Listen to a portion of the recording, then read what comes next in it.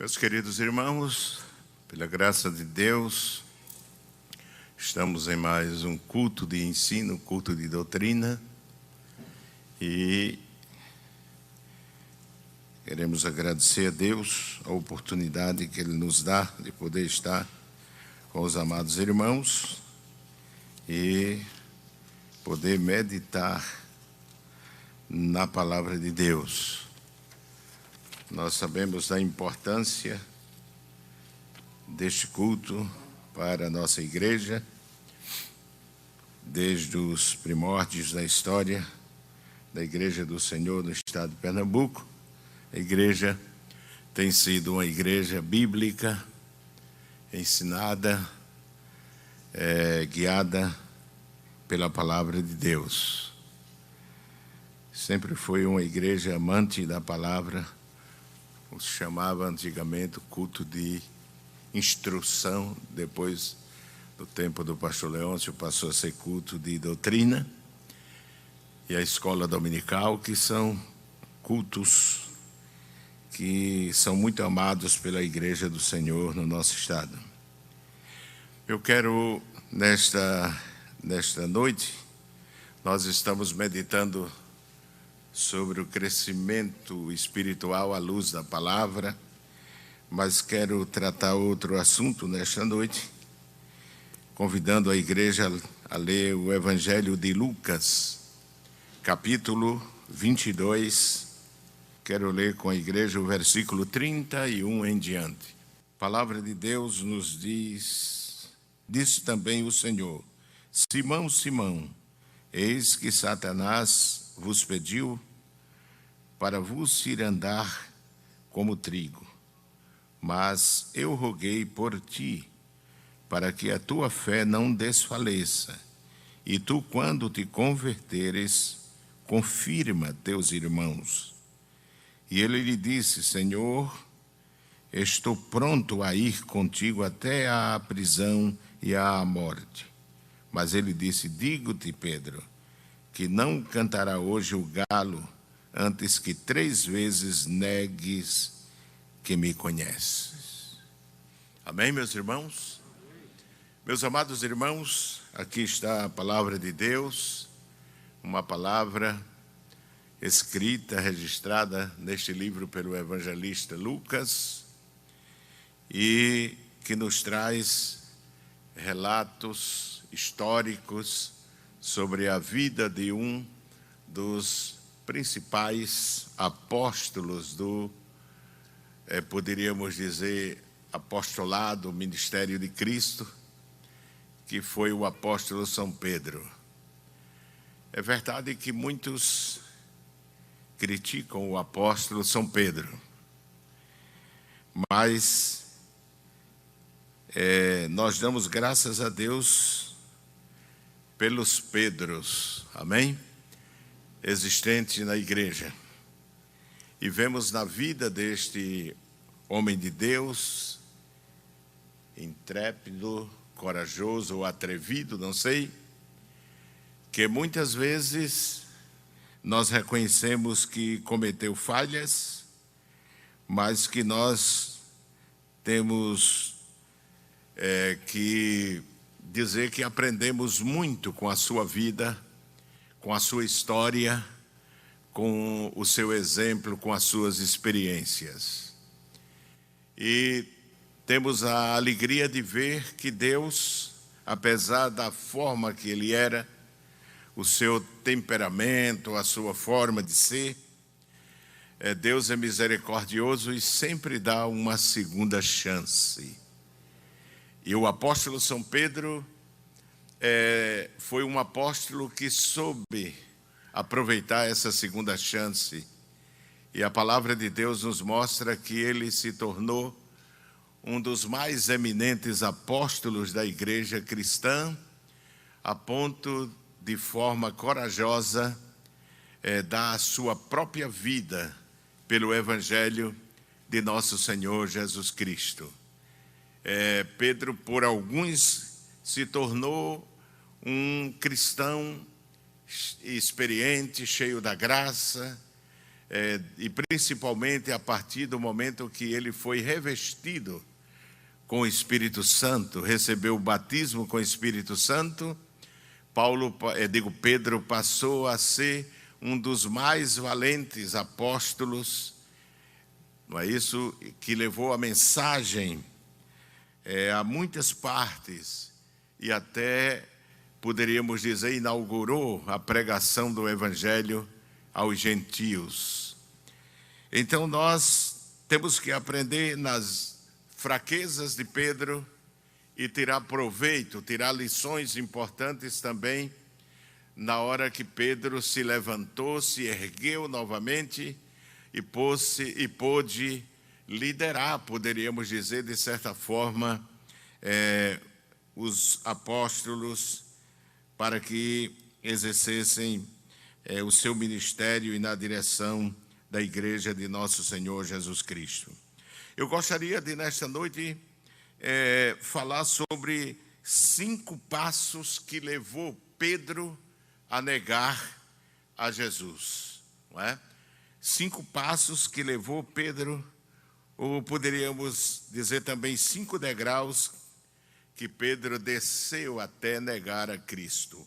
Mas acho que esse é o título que gostaria de dar a essa reflexão, a essa meditação, que é 5 passos que levou Pedro a negar a Jesus e que devem ser observados por nós, os cristãos, a fim de que evitemos, não é isso, passar por onde Pedro passou, ou pela queda de Pedro, para aprendermos as lições que encontramos na vida desse grande apóstolo.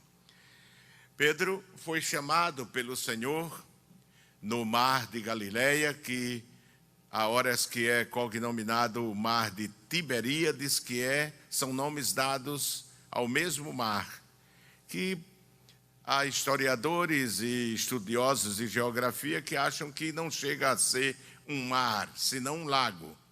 Mas no Novo Testamento, principalmente nos evangelhos, não é, que relata a biografia de Cristo e o ministério dele, chama aquele lago que ficava ao norte de Israel, entre as províncias de Galileia e Decápolis, chamava-se Mar de Galileia. E a palavra de Deus nos mostra como Pedro acompanhou a Jesus durante o seu ministério. Foi um apóstolo que teve muita intimidade com Jesus, e acredito que a sua família também, a ponto de um dia Jesus chegar na casa da sogra dele para se hospedar, e soube que a sogra estava com febre, e nos diz a palavra de Deus que o Senhor orou por ela e ela foi instantaneamente curada. Então Jesus tinha assim uma proximidade e uma intimidade com a família de Pedro, e a sua família estava bem perto de nosso Senhor Jesus Cristo. Muitas lições importantes Pedro aprendeu com Jesus. Teve o privilégio de fazer longas viagens com Cristo, teve o privilégio de passar sucessivas vezes o mar de Galileia em um barco com nosso Senhor Jesus Cristo. Teve experiências notáveis, como a experiência da transfiguração, não é isso? Naquele monte, quando Jesus chama Tiago, Pedro e João, não é? E os faz subir com ele, e ele foi tão intérpreto que nos diz a palavra de Deus que quando teve aquela visão, ele disse: mestre, bom é estarmos aqui. Vamos fazer 3 tendas, não é? Diz a palavra de Deus que logo ele ouviu a voz de Deus que falava, dando autenticidade à natureza divina de nosso Senhor Jesus Cristo.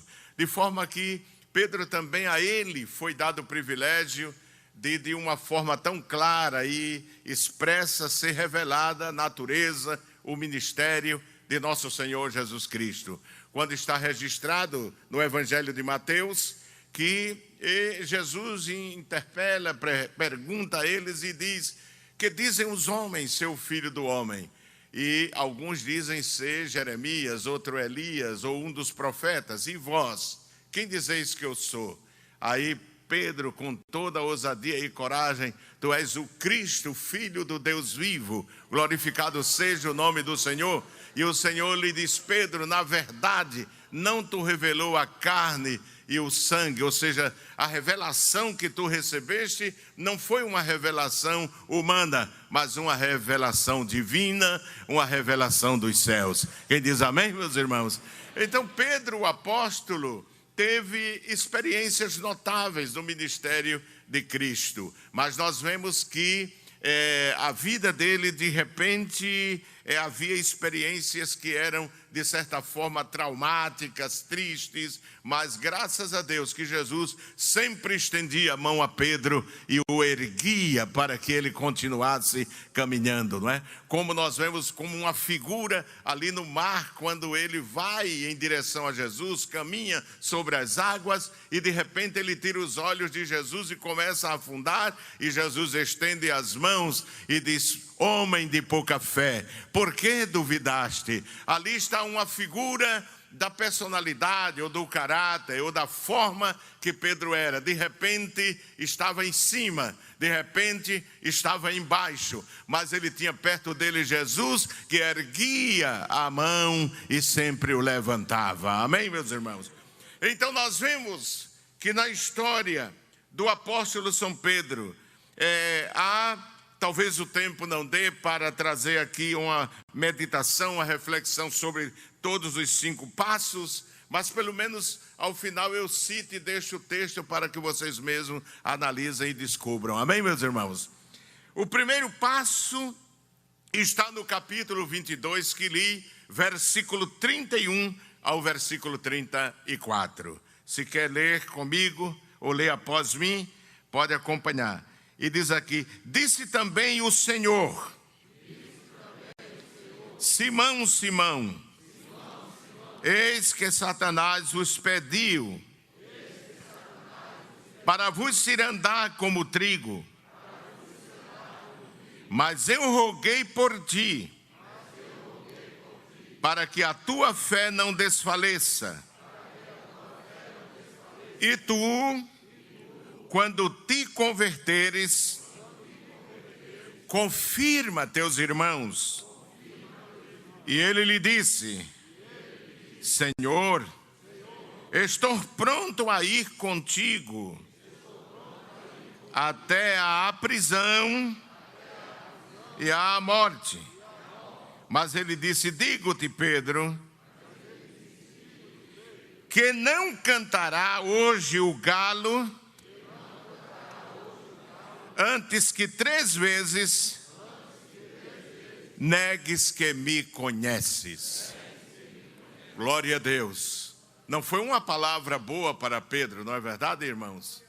Mas Jesus, que conhece o momento, conhece o presente, ele não só conhece o passado, não é, que já aconteceu, mas conhece o presente e conhece o futuro. Amém? E ele, de forma clara, diz a Pedro. É interessante que isso deve ter se dado no conselho eterno, espiritual, não é? Os irmãos sabem que Jesus era homem, mas também era Deus. Ele estava presente em certos momentos com o Pai, que não era dado o privilégio aos apóstolos ver, mas ele via, como ele viu Satanás descer, não é isso, dos céus à terra.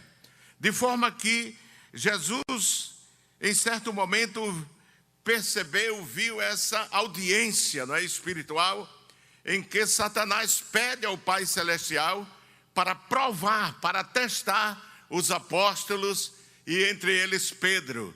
E Jesus, que conhecia a maturidade, o grau de espiritualidade, de maturidade de Pedro, porque ele conhece cada um de nós. Quem diz amém?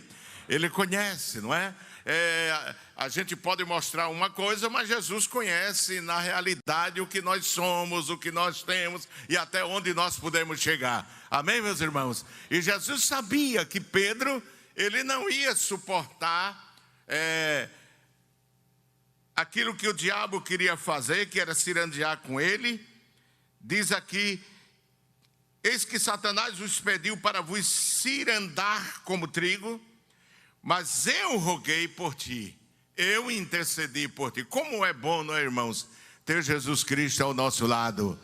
Se nós tivéssemos a capacidade de saber quantas intervenções Jesus faz ao nosso favor, quantos livramentos Ele nos dá, quantos livramentos de queda, quantos livramentos na nossa vida, não só espiritual, como física. Nós triunfamos e vencemos, e às vezes até escapamos sem perceber, pela intervenção de nosso Senhor Jesus Cristo. Glorificado seja o nome do Senhor. Saiba disso, que muitas vezes acontece livramentos que eu não percebo, nem você percebe, mas o cuidado de Deus está sobre nós, o cuidado de Jesus Cristo está sobre nós. Se vivemos em comunhão com Ele, Ele cuidará de nós, o guarda de Israel, que não dorme nem cochila, como diz o salmista, Ele estará do nosso lado para nos livrar, como diz o Salmo 91. Mas não podemos deixar de ver que Pedro, pela sua forma de ser, constantemente ele passava do limite, não é? Há poucos momentos, ou tempo, ou dia, ele tinha sido elogiado por Cristo. Mas agora, logo depois, ele passa uma experiência traumática. Quando ele tenta repreender a Jesus, quando Jesus profere uma palavra profética sobre o que ia acontecer com ele, ele repreende a Jesus: nunca te aconteça isso. E Jesus de repente diz: atrás de mim, Satanás. Não disse com Pedro, mas Satanás que estava usando a boca de Pedro. E nós vemos aqui que quando Jesus profere o livramento, a intervenção para livrar a sua vida de uma queda e de negar a fé, Pedro diz: eu estou pronto, Senhor. Eu estou pronto, e estou pronto. Diz aqui, ele diz: Senhor, eu estou pronto a ir contigo até a prisão. E se precisar morrer por ti, eu morro também. Jesus olhou para Pedro assim e disse: Pedro, Simão, aleluia, Simão, eu te conheço, Simão. Eu conheço tua natureza, Simão. Não é? Esse primeiro passo que Pedro dá é o passo da autoconfiança, o confiar em si mesmo. Não é? Meus irmãos, nós sabemos que devemos ter o cuidado na nossa vida espiritual. Nossa firmeza e permanência de pé depende, é claro, de Deus. Como nós vemos aqui, que Jesus intercede para que a fé de Pedro, ele não venha a apostatar na fé, a negar a fé, mas o nosso livramento depende também do nosso cuidado. Amém, meus irmãos? Do nosso cuidado. Junta o nosso cuidado e o cuidado de Deus, e é isso que nos livra de uma queda.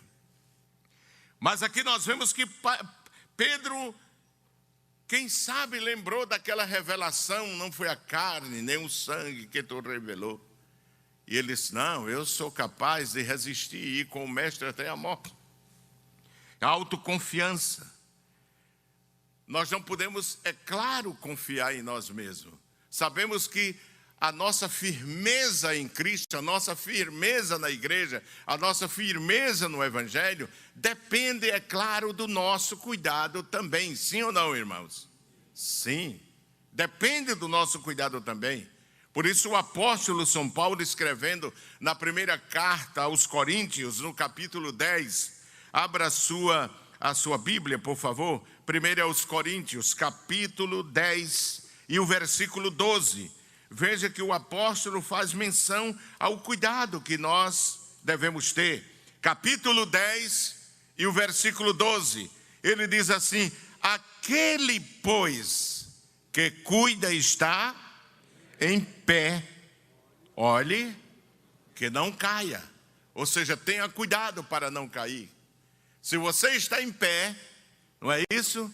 essa permanência em pé espiritualmente falando, essa permanência em pé depende também do nosso cuidado na vida espiritual, não é? O salmista, ele diz no Salmo 20, vamos lá, Salmo 20, versículo 7 e o versículo 8. Uns confiam em quê? Em carros, e outros em cavalos, mas nós faremos menção de quem? Do nome do Senhor nosso Deus. Uns encurvam-se e faz o quê? E caem, mas nós nos levantamos e estamos de pé, não é verdade? Então o salmista, aqui neste salmo, o salmista Davi, ele apresenta tanto a capacidade do homem em livrar-se da queda em uma batalha, como também, sobretudo, o cuidado de Deus, a intervenção divina. Porque ele diz que há uns que confiam só em carros e cavalos, não é? Nós sabemos a que ele estava se referindo, mas a nossa vitória não depende de carros e cavalos. Porque Salomão disse: o cavalo prepara-se para a guerra, mas a vitória vem do Senhor. Quem diz amém, irmãos? A vitória vem do Senhor, não é? Então, é claro que depende do nosso cuidado, mas o nosso cuidado sem a proteção de Deus, sem a intervenção divina, ela é insuficiente, é incapaz, porque acima de tudo, nós devemos ser fiéis e manter uma relação de comunhão com Deus. Porque se nós mantivermos uma vida de comunhão com Ele, é claro que Ele vai nos livrar na hora que nós precisarmos. Mas isso depende também do nosso cuidado. Por isso o apóstolo diz: quem cuida está em pé, olhe. Essa expressão é: tenha cuidado, não caia, tenha atenção, não é? Não caia, não descuide a sua vida espiritual. Abramos a nossa Bíblia ainda em Judas 24, diz: ora, aquele que é o que, irmãos? Poderoso para vos guardar de quê? De tropeçar, e apresentar-vos irrepreensíveis com alegria perante a sua glória, ao único Deus, Salvador nosso, por Jesus Cristo nosso Senhor, seja o quê? Seja a glória e a majestade, domínio e poder, antes de todos os séculos, agora e para todos sempre. Amém. Amém. Judas diz que há um que é poderoso, irmãos. Ainda que as tentações venham, não são as tentações, as dificuldades, as provações, os furacões, os ventos que sopram e quer nos derrubar, nos quer afundiar, nos quer acabar. Mas a palavra de Deus nos diz que o Senhor, aquele que merece a nossa adoração, Ele é poderoso para nos guardar e nos preservar, diz aqui o apóstolo, sem resvalar, sem cair, aquele que é poderoso para guardar de tropeçar, e apresentar-vos irrepreensíveis com alegria perante a sua glória. Deus é poderoso para nos guardar e nos livrar dos tropeços, diz o apóstolo, e nos guardar até aquele dia, quando cheguemos na presença do Senhor com alegria e recebamos dele a nossa recompensa. Glorificado seja o nome do Senhor. Amém, meus irmãos? A autoconfiança, confiança que é confiança em nós mesmos, é o que faz muitas vezes o crente descuidar a sua vida espiritual, deixar de buscar a Deus, deixar de estar nos cultos, deixar de ler a palavra, procurar viver uma vida de piedade, e ele vai descuidando, porque ele confia que já tem a experiência, a capacidade suficiente para vencer. Não, irmãos, cada dia temos que nos ajustar, estar perto de nosso Senhor Jesus Cristo, ler a palavra, porque ela é que nos edifica e também nos santifica, ela nos purifica. Jesus disse: vós já estáis limpo pela palavra que vos tenho falado. Ele não está aqui para nos falar, mas ele deixou a sua palavra para nos ensinar e nos exortar a viver de forma que agrademos a ele. Amém? Então, meus amados irmãos, devemos viver esta vida, não descuidar a nossa vida espiritual, mas confiar no Senhor e ter o devido cuidado nos tropeços, nos laços, nas setas, nos ataques de Satanás. Porque a Bíblia, o salmista disse que Jesus não dorme, mas o diabo também não dorme. Ele não dorme. Nós temos um inimigo que não dorme. A gente está lá dormindo, mas ele está acordado, preparando o laço para nos laçar. Mas se nós estamos com Jesus, aí, meu irmão, ele não pode vencer a gente, não é? Sem Jesus, 0, mas com Jesus, 10. Amém, irmãos? Sem Jesus, 0, mas com Jesus, 10. Ele está do nosso lado e nós vamos vencer. Amém? Nós vamos vencer. Não é verdade? Vencer as tentações e as dificuldades. Mas você veja que a palavra manda, nos exorta a colocar confiança no Senhor. Confiar nesse aspecto também, de que Deus é poderoso para nos guardar e nos ajudar. Quem diz amém, irmãos? Nos ajudar, nos guardar, nos proteger. Glorificado seja o nome do Senhor. Veja o que diz o livro de Provérbios, capítulo 28, versículo 26 de Provérbios. A primeira parte, a parte A do versículo, diz assim: o que confia no seu próprio coração é o quê? É insensato, ou seja, falta de sabedoria, de razão, de senso. É como às vezes assim: fulano, o que é que estás pensando, né? Não, disse, o homem de Deus, o sábio homem de Deus diz: o que confia no seu próprio coração é insensato, mas o que anda sabiamente, o que é que acontece? Escapará. Quer dizer, o que anda com sabedoria, não é? Vê o mal e se desvia dele, não é isso? Há tantas exortações, tantas máximas desse sábio homem de Deus aqui no livro de Provérbios, que é um livro que eu acho que o crente deve ler todos os anos, ele meditando, não é? Ele instrui, dá crescimento. Diz que Provérbio foi escrito para dar sagacidade aos simples, ou seja, está aí no plural, né? Dá capacidade, dá o sinal de alerta, o crente não ser simples demais e cair no laço do inimigo. De forma que o Salomão diz que aquele que confia no seu coração, irmãos, esse não é insensato, não é? Este é insensato. Ele deve confiar no Senhor. Amém, irmãos? Eu estou me cuidando, eu estou orando, eu estou jejuando, eu estou obedecendo a palavra, eu estou dando testemunho, mas acima de tudo, estou confiando no Senhor. Porque eu sei que Ele é poderoso para me guardar até o dia final.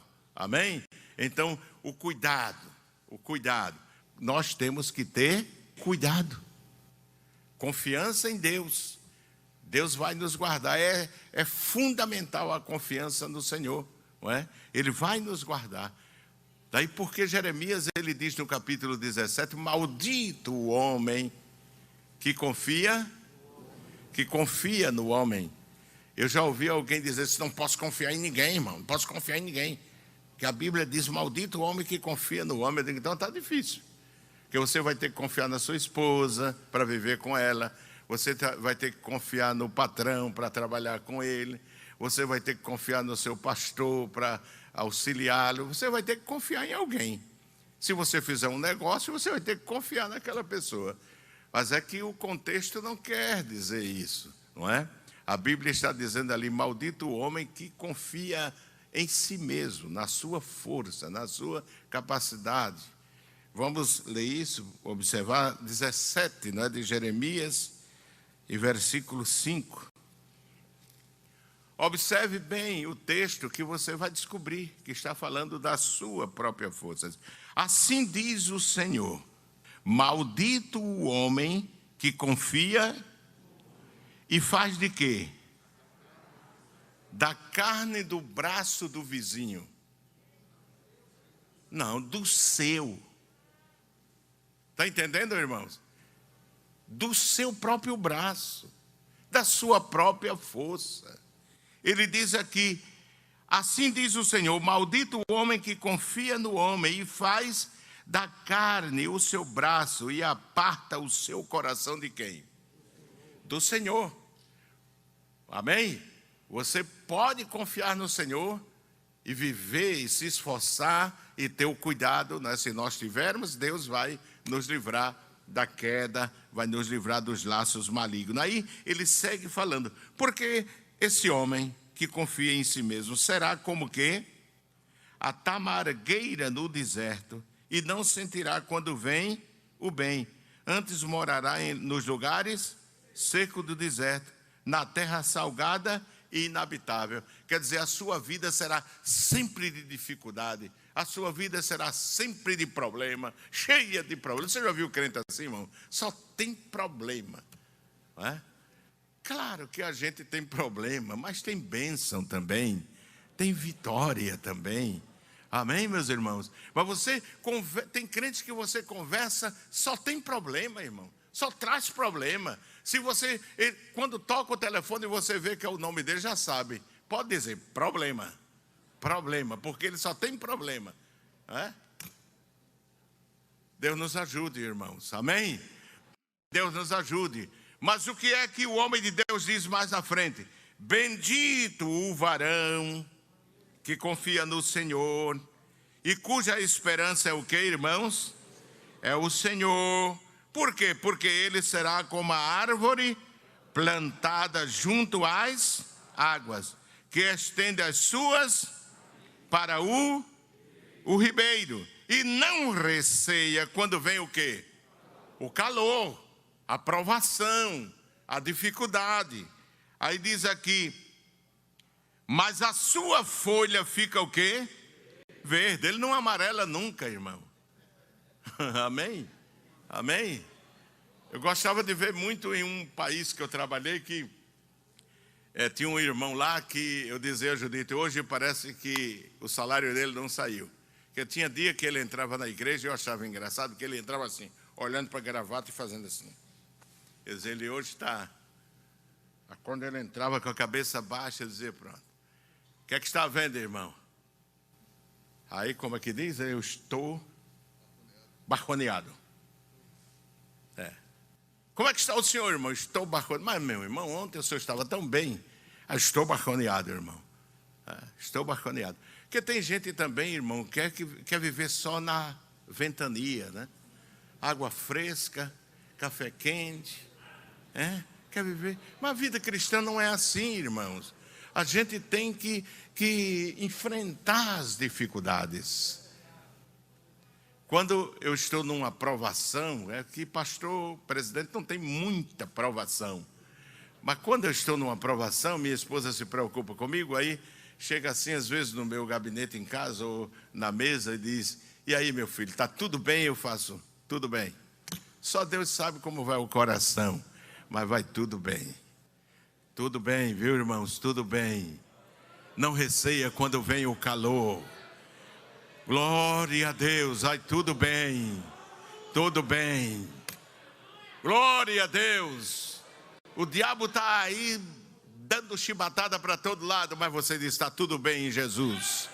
Está tudo bem em Jesus. Deus está do meu lado, está do nosso lado. E às vezes eu tenho esse hábito, não sei, um hábito que eu tenho de fazer: Jesus.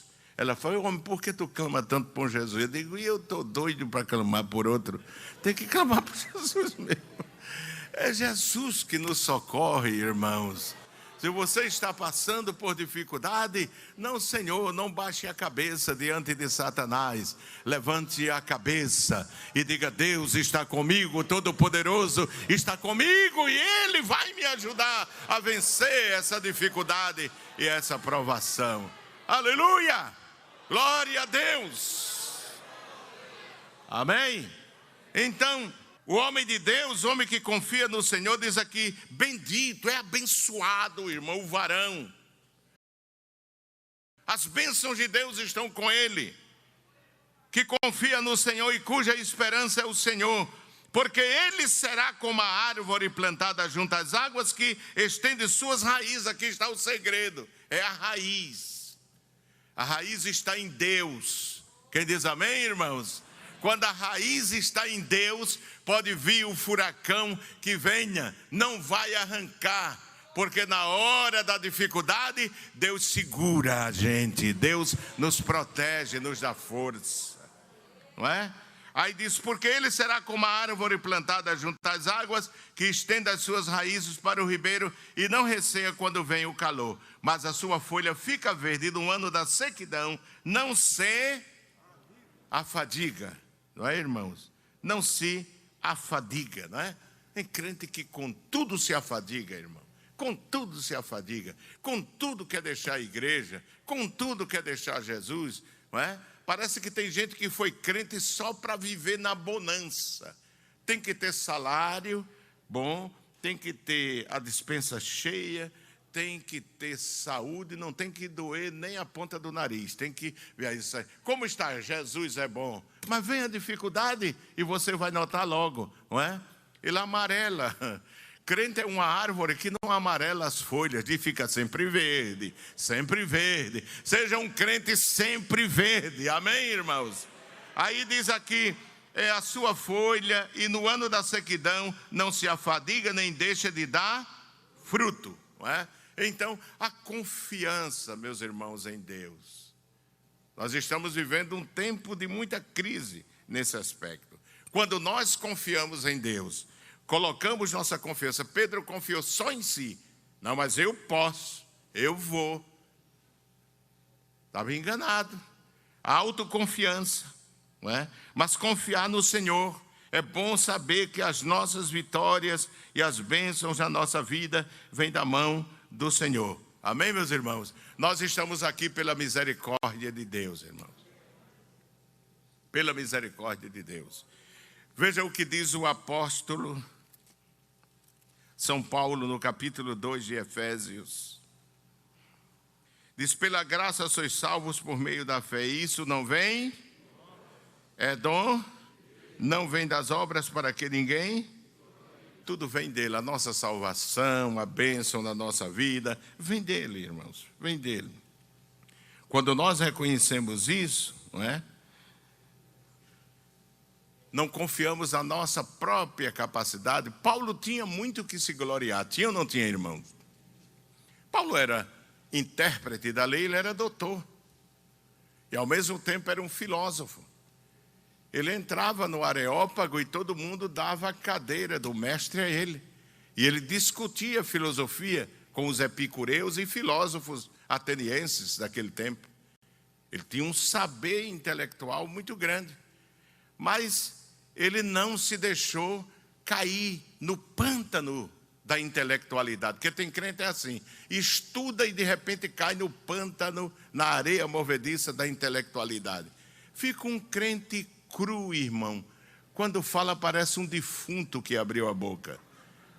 Mas aqui Paulo diz uma coisa muito interessante. Filipenses capítulo 3. E vamos ler do versículo 4 em diante. Filipenses 3 e 4.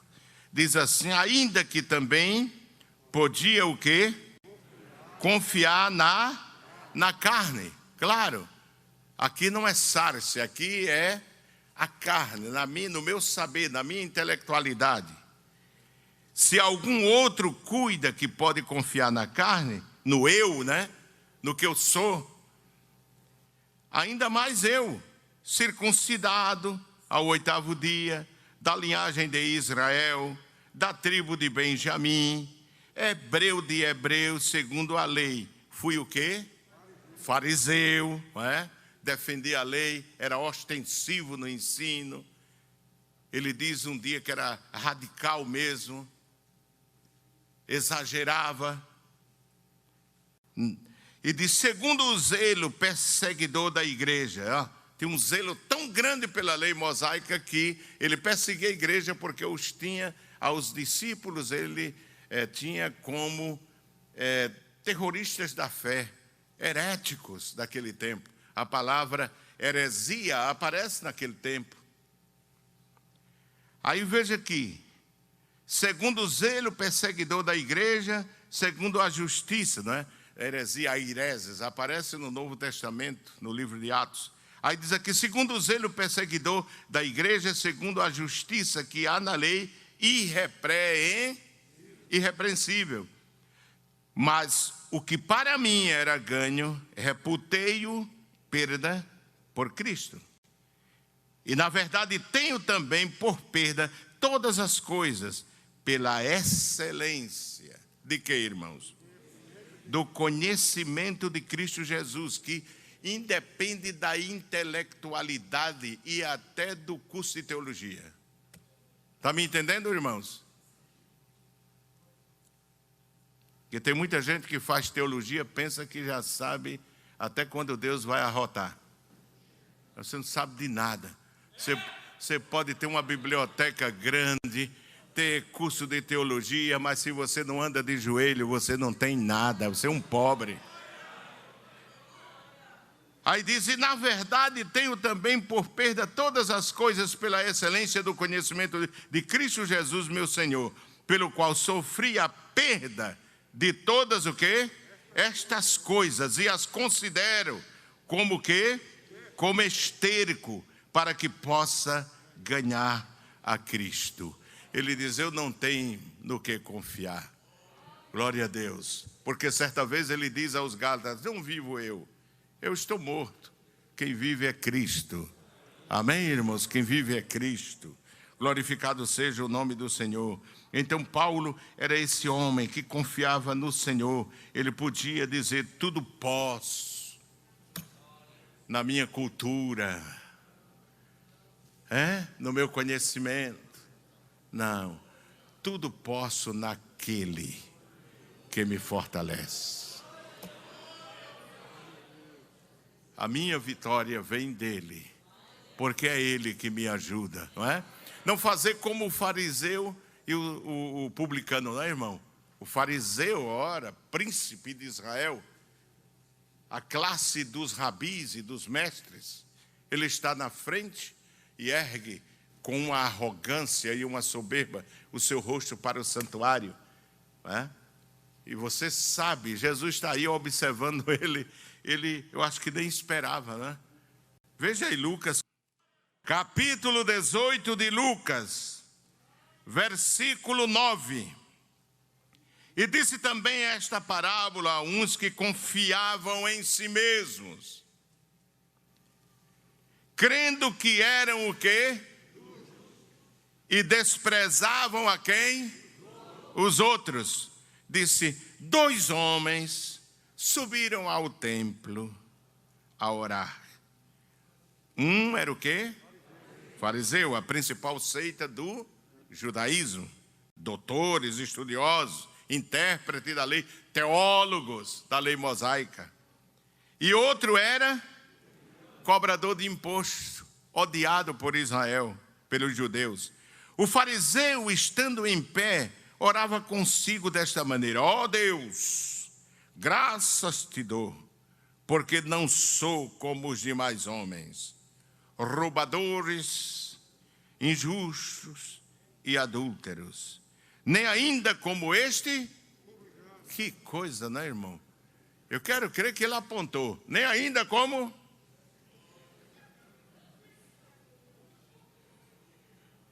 Tem gente que é assim, né, irmão? Quando a mensagem está dura, ele diz, manda mais. Está batendo em gente aqui, né, irmão? Te cuida, rapaz, é para tu mesmo. Aí diz, jejum quantas vezes? 2 vezes na semana. E dou os dízimos de tudo quanto possuo. Mas atrás, o publicano, porém, estando em pé de longe do santuário, nem ainda queria levantar o quê, irmãos? Os olhos ao céu, mas batia no peito dizendo: ó Deus, tem misericórdia de mim, pecador. Aí Jesus disse: digo-vos que este desceu o quê, irmãos? Justificado para a sua própria casa, e não aquele, porque qualquer que a si mesmo se exalta diante de Deus, será o quê, irmãos? Humilhado. E qualquer que a si mesmo se humilha, será o quê? Exaltado. Amém, irmãos? Vamos confiar no Senhor, vamos confiar na misericórdia de Deus, não é? É interessante, vocês sabem que durante muito tempo eu preguei só em espanhol, né? Por 8 anos só em espanhol. E a Bíblia, Casiodoro del Reina, diz assim, esse texto que diz aqui, o publicano, porém, estando em pé de longe, nem ainda queria levantar os olhos ao céu, mas batia no peito dizendo: ó Deus, tem misericórdia de mim. Na Bíblia espanhola está: ó Deus, se propício a mim pecado. Não é? Os que sabem espanhol aqui, se propício a mim pecado.